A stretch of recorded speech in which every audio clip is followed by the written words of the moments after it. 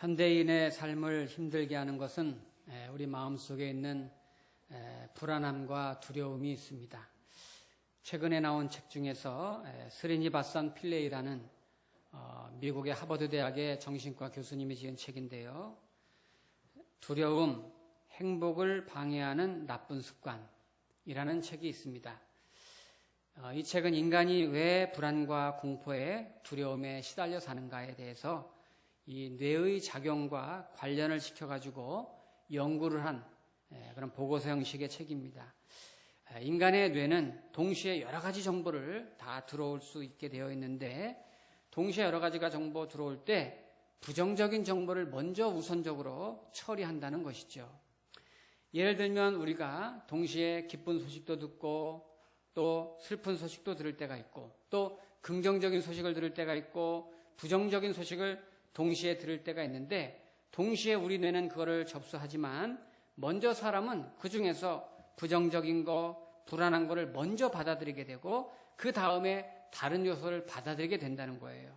그래서 먼저 받아들여진 부정적인 생각 때문에 다른 감정들을 그 부정적인 생각으로 해석하게 되고 그 부정적인 생각으로 다른 것들을 받아들이기 때문에 인간은 대부분이 불안과 두려움에 휩싸여서 살게 된다는 것이죠. 실제로 우리의 삶에는 긍정적인 요소가 더 많고 또 기쁜 요소가 훨씬 더 많을지라도 슬프고 나쁘고 부정적인 기억들이 먼저 뇌에 자리를 잡고 있기 때문에 나중에 들어오는 그런 긍정적인 요소들이 설 자리가 없게 된다는 거예요. 그래서 이것을 그는 인간 행복을 가로막는 나쁜 습관이라고 나름대로 정의를 했습니다. 우리의 생각과 우리의 일상이 이럴지라도 그럼에도 불구하고 하나님을 믿고 사는 우리 성도님들에게 큰 장점이 있다면 우리의 신앙에는 긍정의 신앙이 있다는 것이죠. 예를 들면 우리 기독교에서 이 성경의 전체 핵심을 요약하면 3대 기둥과 같은 신앙이 있습니다. 기독교의 3대 신앙이 뭐예요? 첫째, 창조신앙입니다. 하나님께서 모든 인류 만물을 전 우주를 창조하셨다는 창조신앙. 우리는 그걸 믿고 있어요. 두 번째, 십자가와 부활신앙입니다. 죄 가운데 죽었던 우리를 예수님께서 십자가로 대신 감당해서 죄를 사해 주시고 구원하시고 새 생명을 주셨다는 사실을 우리는 믿고 있습니다. 또 한 가지 신앙이 뭐냐? 임마누엘이라고 하죠. 하나님이 우리와 함께 계시다. 세상 끝날까지 우리와 함께 계시겠다고 하는 그 하나님의 약속을 믿는 신앙이 있습니다.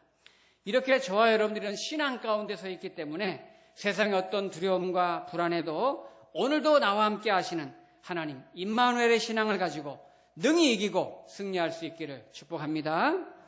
오늘 본문에서도 하나님께서 우리를 어떻게 구원하셨으며 또 어떻게 함께하고 계신가를 우리 환상을 통해서 요한에게 성도들에게 말씀하시는 내용입니다.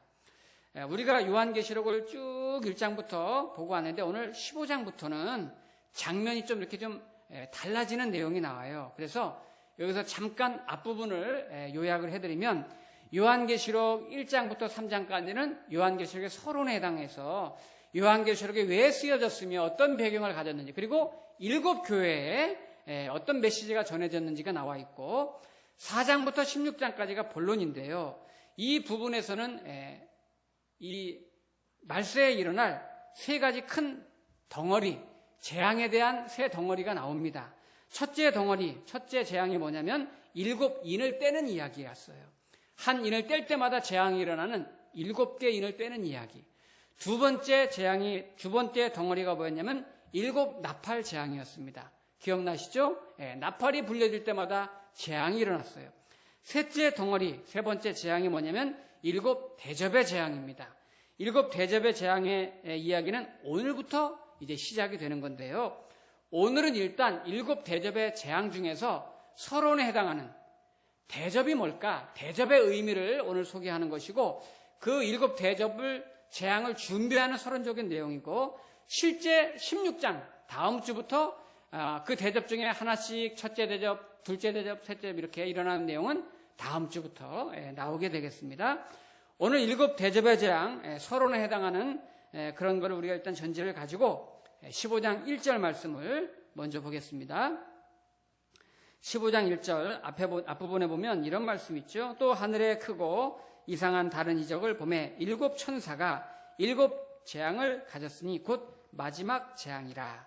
여기 이제 마지막 재앙이라는 말이 나오는데, 우리가 이제 성경을 그냥 혼자서 이렇게 쭉 읽는 분들은 쭉 읽어 나가다가 마지막 재앙, 이게 이제 시간 끝에 피니시 라인처럼 이렇게 마지막 시간 끝나는 그런 재앙이라고 생각하기가 쉬운데, 여기서는 마지막 재앙이라는 말은 마지막 어떤 피니시 라인 그런 의미가 아니고 종말이라고 하는 마지막 때, 마지막 시기를 의미하는 거예요. 그러니까 시기하고 시간하고는 의미가 다르죠. 말씀 제가 몇 번 드렸는데, 종말이라는 것은 뭐냐? 종말, 말세. 종말이라는 것은 예수님께서 이 땅에 십자가 지시기 위해서 구원하기 이 땅에 오신 때부터 다시 오시는 그 재림의 날까지 그 기간을 종말이라고 말씀드렸습니다. 자, 그러면 우리는 지금 종말의 때를, 그날을 기다리고 있는 거예요? 아니면 이미 종말 안에 들어와 있는 거예요? 네, 종말 안에 들어와 있는 겁니다. 이게 중요한 거예요. 이게 마지막 재앙이다가 그거예요. 이 구분을 여러분 잘 하셔야 돼요.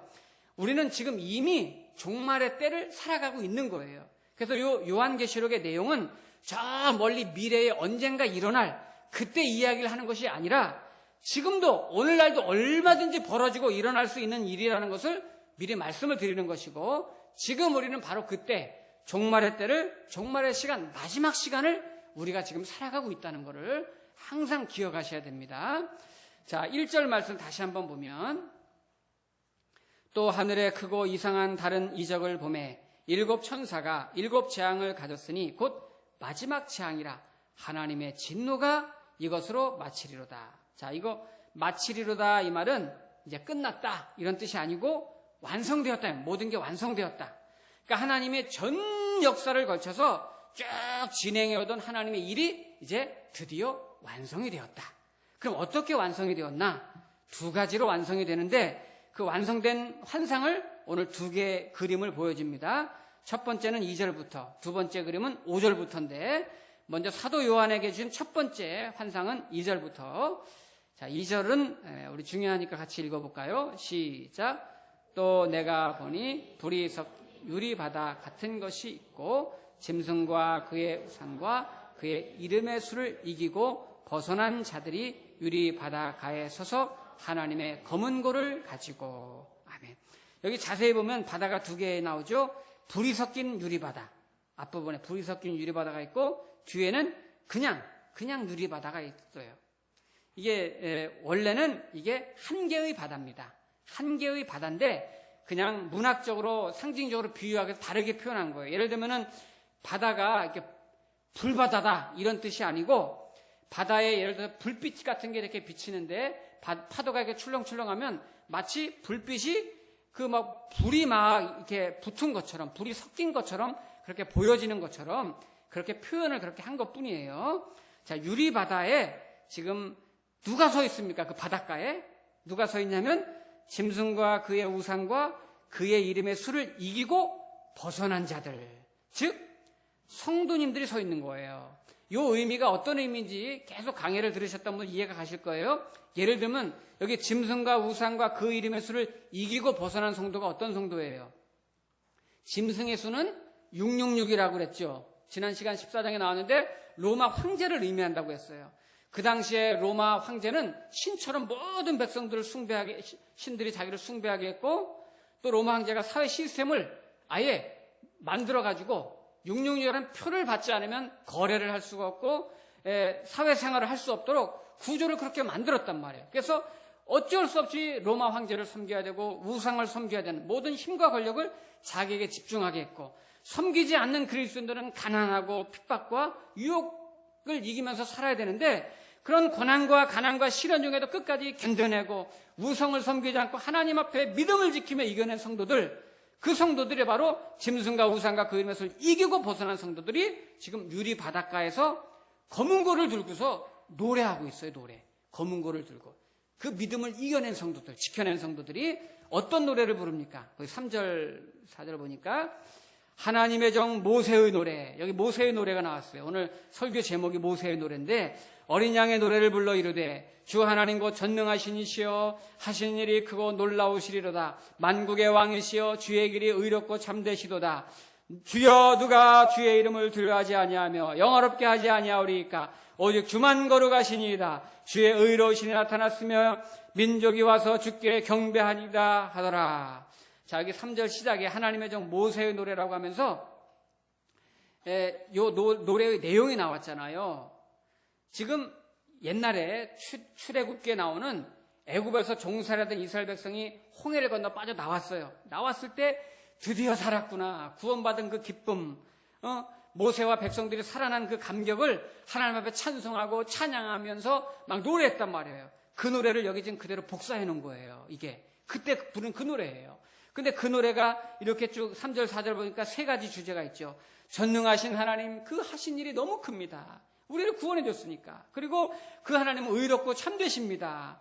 그렇기 때문에 만국이 다 와서 하나님 앞에 결국 경배하게 될 것입니다. 이렇게 이런 그 장면을 사도 요한에게 지금 하나님이 환상을 통해 보여주는 거예요. 사도 요한이 보니까 하나님의 백성들이 유리 바닷가에 서가지고 검은 거를 켜면서 이 구원하신 하나님을 찬송하고 노래하고 있다 그 말이에요. 그걸 보고 있는 거예요. 이 배경을 우리가 먼저 알아야 되는데, 모세의 노래를 부르게 된 배경이 뭐냐면 출애굽할 때, 자, 이스라엘 백성들이요 애굽 땅에서, 이집트 땅에서 430년을 노예 생활했어요.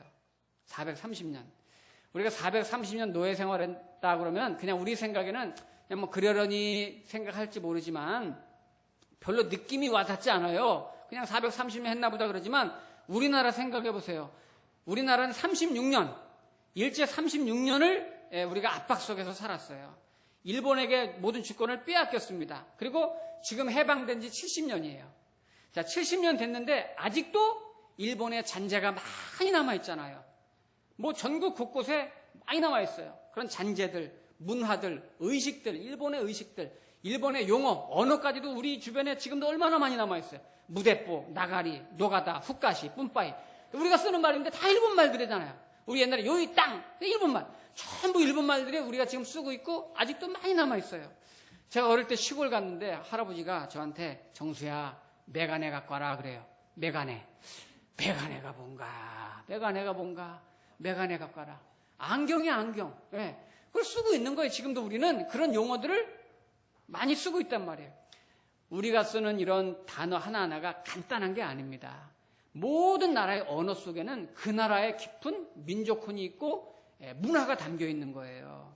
녹아져 있는 거예요. 그런데 무려 430년을 노예로 살았다. 4대, 5대, 6대에 걸쳐서 이미 뿌리는 없어졌지. 430년이면 완전히 이거는 엄청난 거예요. 그런데 그 무렵에 하나님께서 모세를 지도자로 세워가지고 이제 이 백성을 이끌어내고 광야로 이끌어내고 가나안을 향해서 가라고 하셨을 때 모세가 430년 동안 살았던 우리 이 노예들을 데리고 자기 유대 민족을 데리고 나가려고 할 때 능력이 없는 거예요. 본인이 무슨 힘으로 이들을 이끌어내요. 전혀 능력도 힘도 없었고 또 수백 년 동안 노예로 살았기 때문에 근성이 있는 거야. 노예가 시키는 일이나 겨우 하고 밥만 먹었지 자기의 힘으로 아무것도 할 수 없는, 마음조차도 꺼져 있고 낙심되어 있는 그런 상황입니다. 그런데 하나님께서 전적으로 은혜 베푸시고 능력 주셔서 결국 이들을 이끌어내잖아요. 이끌어내기 위해서 하나님이 그 바로 애굽 왕에게 재앙을 내립니다. 애굽 전역에 재앙을 내려요. 한 번 내리고 두 번 내리고 세 번 내리고 무려 10번이나 재앙을 내렸는데 마지막 10번째 재앙이 뭐예요? 9번까지도 말을 듣지 않으니까 10번째 재앙은 애굽 나라 전 지역에 있는 장자는 다 죽이는 거잖아요. 짐승의 장자도 죽여요. 전부 다 죽이는 거예요. 그리고 그날 밤에 죽이기 전에 하나님께서 모세를 통해서 이스라엘 백성들에게는 어린 양을 잡아서 그 피로 이 문설주 문지방에 피를 바르라고 그랬어요. 그러면 죽음의 천사가, 죽음의 재앙이 피를 바른 그 집은 그냥 넘어갈 거라고, 나머지는 전부 죽게 될 거라고 그렇게 말씀하시고 이스라엘 백성 거기에 순종해가지고 피를 바르고 그날 밤 준비했다가 드디어 애국 소리가 막 나지만은 이스라엘 백성들은 살았어요. 드디어 그 집을 떠나서 이제 탈출을 하게 되는데 막 도망 나오다 보니까 앞에 홍해 바다가 가르고 있는 거예요. 홍해 바다가. 우리 저 서울에 있는 한강 정도가 아니에요. 예. 홍해바다가 앞을 쫙 가르고 있는데 막막한 거죠. 아, 이제 죽었구나. 그때 이스라엘 백성들이 가장 먼저 했던 말이 뭡니까? 우리를 여기서 죽게 하려고 그러느냐. 그 데리고 나왔느냐 그러려고. 그리고 근데 뒤에는 계속해서 애굽의 철병거가 이 군사들이 쳐들어오는 거예요.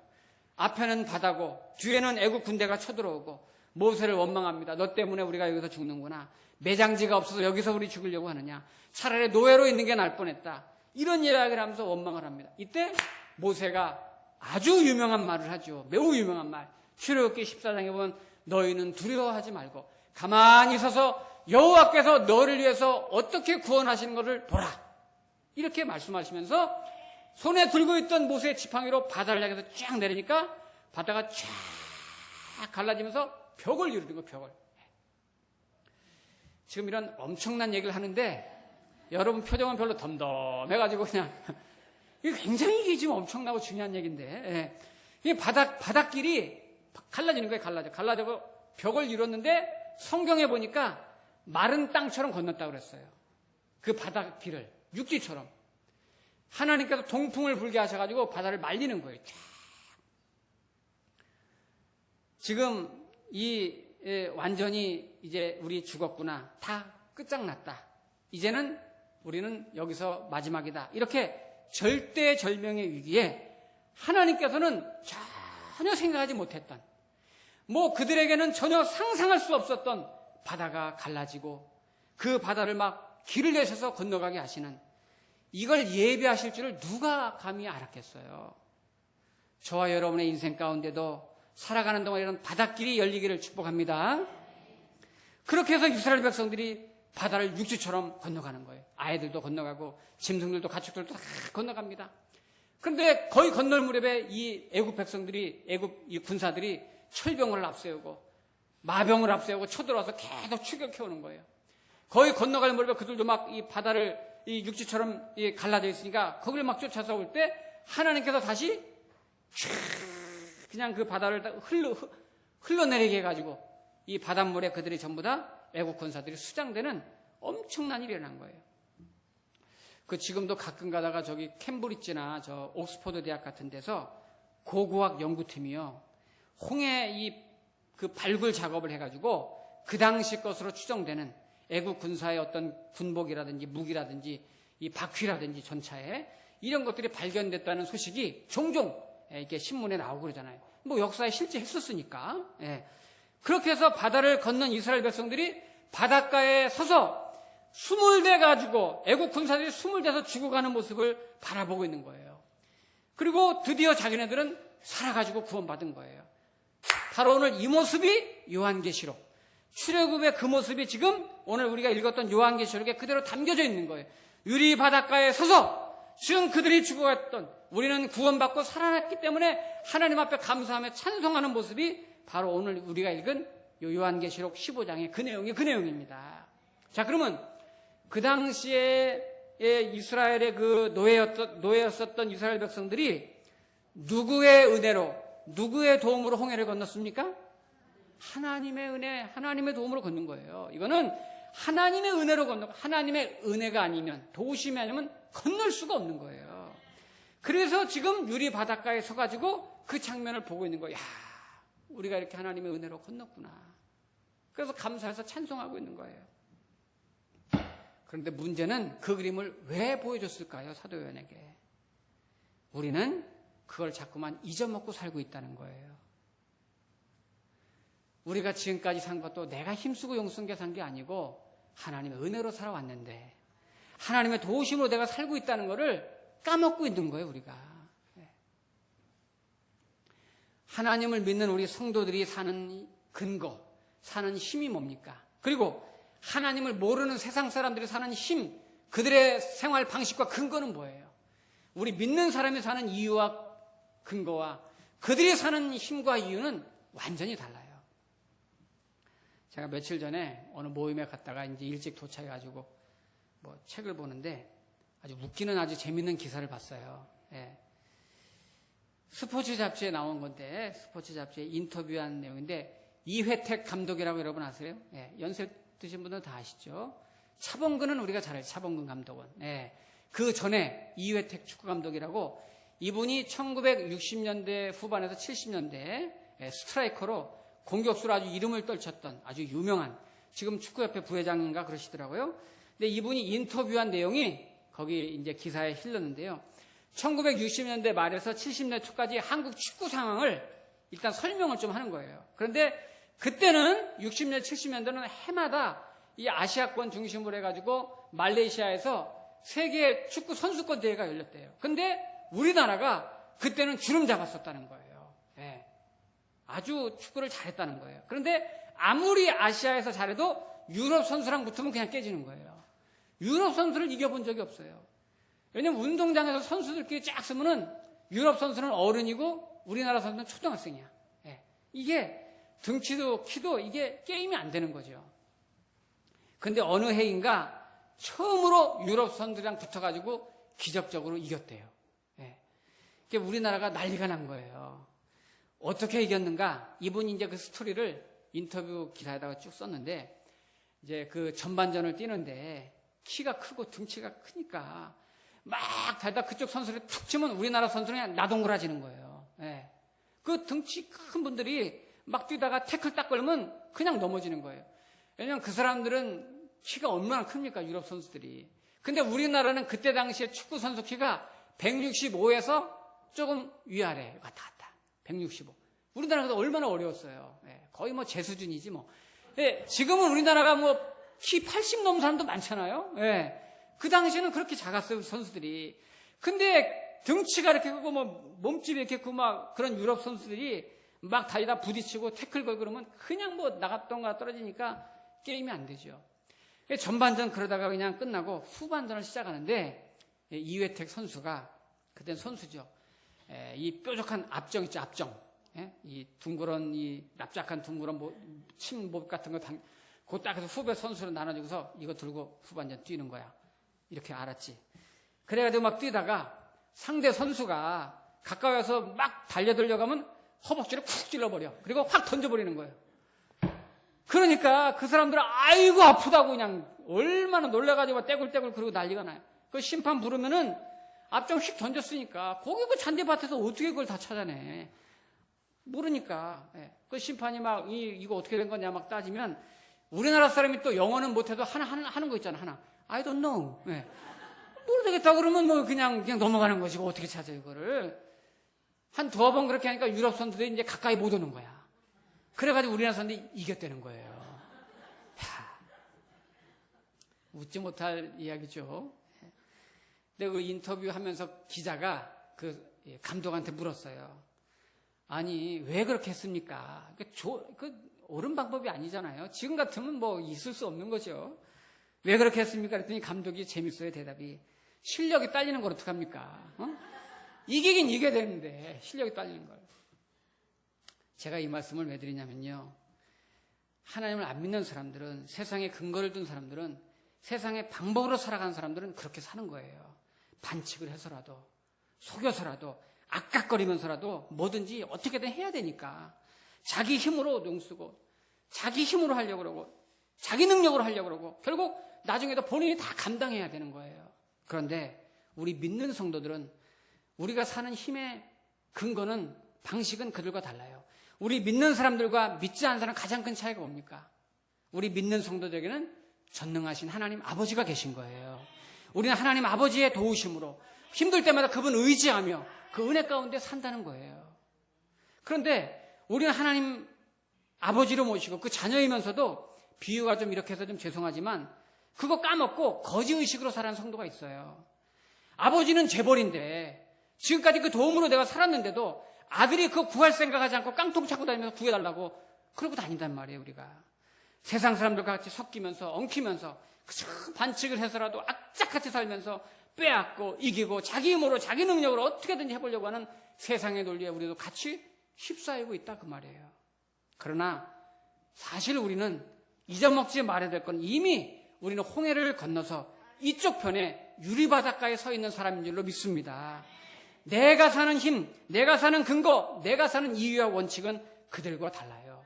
우리는 하나님의 은혜로 사는 사람, 하나님의 도우심으로 살고 있다는 인식을 항상 가지시길 바랍니다. 전능하신 하나님 아버지가 내 아버지시고 날마다 때마다 나를 도우시고 세상 끝날까지 함께하고 계심을 믿습니다. 자, 오늘 그 그림 말고 또 하나 그림을 보여줬어요. 5절부터 보니까 두 번째 어떤 환상을 보여줬냐면, 또 2일 후에 내가 보니 하늘의 증거 장막의 성전이 열리며 7 재앙을 가진 7 천사가 성전으로부터 나와 맑고 빛난 세마포 옷을 입고 가슴에 금띠를 띠고 내 생물 중의 하나가 영원토록 살아계신 하나님의 진노를 가득히 담은 금 대접. 여기 금 대접이 나왔어요. 대접에는 진노가 담아져 있어요. 진노가 담아있는 7 대접을, 금 대접 7을 그 7 천사들에게 주니. 자, 8절 시작. 하나님의 영광과 능력으로 말미암아 성전에 연기가 가득 차매 7 천사의 7 재앙이 마치기까지는 성전에 능히 들어올 자가 없더라. 아멘. 재앙에 대한 얘기는 다음 시간에 나오고, 오늘 이 대접이 쏟아질 때마다 재앙이 나온 건 대접이 진노의 대접이라고 그랬는데요. 대접이 용도가 뭡니까? 주로 대접 언제 씁니까? 우리 요한계시록 14장을 한번 보세요. 앞에 14장 8절 말씀. 8절에 보면 또 다른 천사 곧 둘째가 그 뒤를 따라 말하되 무너졌도다 무너졌다 큰 성 바벨론이여. 큰 성 바벨론은 구약에서는 바벨론이지만 신약에서는 로마 제국, 그 당시에 가장 강력한 나라를 상징한다 그랬죠. 큰 성 바벨론이여 모든 나라에게 그의 음행으로 말미암아 진노의 포도주, 진노, 여기도 진노의 포도주를 먹이던 자로다 하더라. 자, 그 당시에 우상의 상징이었던 바벨론, 로마, 힘의 상징이었던 로마가 사람들에게 포도주를 마시겠단 말이에요. 먹겠다. 그 포도주는 하나님이 볼 땐 진노의 포도주인데 진노주를 백성들이 자꾸 퍼서 막 먹이게 했단 말이에요. 자, 포도주를 먹이려면 잔이 있어야 되잖아요. 잔. 그죠? 헬라 말에는 잔과 대접이 같은 한 단어로 씁니다. 즉 로마는 로마 황제를 우상 숭배하게 하고 세속과 만몬과 힘을 자랑하며 그것으로 살아갈 수 있도록 사람들에게 그런 포도주의 대접을 담아가지고 그걸 마시게 한 거예요. 하나님 보실 땐 그 진노의 대접이에요. 그런 걸로 살아가도록 만드니까. 그러나 로마는 계속해서 그 포도주를 세상 사람들에게 자꾸 마시게 하는 거예요. 그 진노의 포도주를. 이거 먹고 살아라. 이래야 너희가 산다. 세상은 힘이 있어야 되고 돈이 있어야 되고 우상을 섬겨야 되고 그 포도주를 자꾸 마시게. 하나님 볼 땐 진노의 포도주. 여러분, 진노가 뭘까요? 진노. 예를 들어서 우리 기독교도 그렇지만 보통 상식적으로 우리는 부모님에게 효도해야 됩니다. 효도해야 돼요. 그런데 만약에 어떤 자녀가 난 효도 안 할 거야. 나한테 효도하란 말 하지 마. 나 효도 안 해. 이렇게 말했다면 우리나라 법으로 너 효도 안 해? 그 자녀에게 벌을 줄 수가 있습니까? 없습니까? 효도 안 하면 벌 줄 수 없어요. 부모 공경하지 않았다고 해서, 부모에게 순종하지 않았다고 해서 지금 재판의 법으로 해서 벌 줄 수 없어요. 그러나 효도를 안 하겠다고 한다면, 안 한다면 효도 안 하는 그 마음, 그 심령 자체가 이미 벌받은 마음이다 그 말이에요. 효도 안 하는 그 강팍한 마음이 이미 벌을 받고 있는 거예요. 여기 바벨론, 이 로마 제국이 힘의 철학을 강조하면서 세상은 그렇게 살아야 된다고 우상을 숭배하고 강요하면서 그걸 따라가는 사람이 있었어요. 그거는 그 자체가 이미 벌받고 있는 거고 하나님의 진노가 거기에 임하고 있다는 거예요. 이것을 성경적으로 우리가 해석을 한다면 지금은 우리 마지막 때를 살고 있습니다. 마지막 때에 대해서 디모데후서 3장에서 이렇게 말하고 있어요. 디모데후서 3장 1절부터 제가 읽어드리면 잘 들어보세요. 요즘 우리가 살고 있는 시기를 너무 꼭 닮게 얘기했어요. 말세가 이르면 사람들이 자기를 사랑하며 돈을 사랑하며 자랑하며 교만하며 비방하며 부모를 거역하며 감사하지 아니하며 거룩하지 아니하며 무정하며 모함하며 배신하며 자만하며 쾌락 사랑하기를 하나님 사랑하는 것보다 더하며. 그렇죠. 그런데 야, 어떻게 사람이 이렇게 사냐? 이렇게 살았으니까 너희들 나중에 벌 받겠다. 그게 아니라 그렇게 지금 살고 있는 그 자체가 이미 벌을 받고 있는 거라 그 말이에요. 어떻게 그렇게 살아요, 사람이?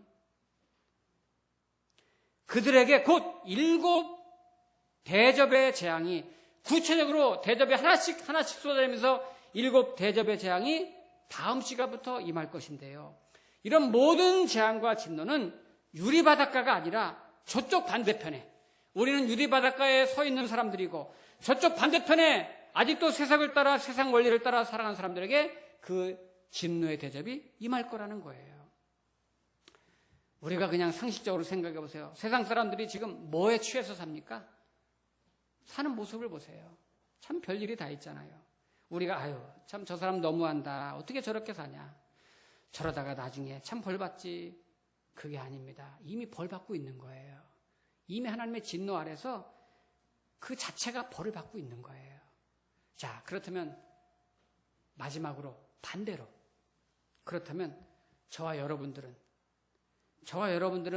그 사람들에 비해서 우리는 뭐가 잘나가지고 이쪽 편에 유리바닷가에 서서 그 모습 보고 있나요? 저와 여러분들은 하나님 앞에 뭐 예쁜 짓 해가지고 뭘 잘해서 홍해바닷가 건너서 여기 와 있습니까? 아니에요. 내가 한 거 없어요. 우리는 하나님 앞에 아무것도 한 것도 없고 오늘도 부끄러운 존재일 수밖에 없어요. 그런데 하나님은 어린 양 예수의 피를 십자가에 내놓으시고 우리를 구원하셔서 바다를 건너게 하시고 전능하신 하나님의 은혜 가운데 살도록 축복해 주셨어요. 얼마나 감사해. 이게 은혜지요. 정말 중요한 건 우리를 구원해 주신 그 은혜, 이해할 수 없는 그 은혜가 지금도 여전히 우리에게 계속해서 임하고 있다는 사실이죠. 지금도 내 삶 속에 절절히 흐르고 있고 구원하신 것으로 끝난 것이 아니라 아직도 절대로 하나님이 우리와 함께 하시면서 우리를 도와주고 계시다는 걸 잊어먹지 말라는 거예요. 그거 까먹지 말라는 거예요. 우리가 이 세상 살아갈 때 절대 무너지지 말고 절대 세상과 타협하지 말고 나를 구원하신 그 하나님, 그 예수님께 감사하며 그 구원의 은총을 노래하며 나의 힘이 되신 그 주님께 그 주님 사랑하고 의지하면서 이 세상을 힘있게 승리할 수 있기를 축복합니다. 기도하겠습니다.